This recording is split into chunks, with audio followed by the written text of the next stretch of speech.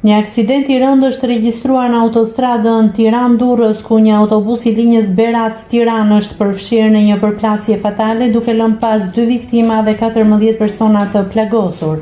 Sipas informacioneve paraprake, autobusi drejtoi nga Perlat Vatoci, ndërsa dyshohet se shoferi mund të ketë pësuar për gjumje ose një problem shëndetësor, si infarkt, në momentin e aksidentit.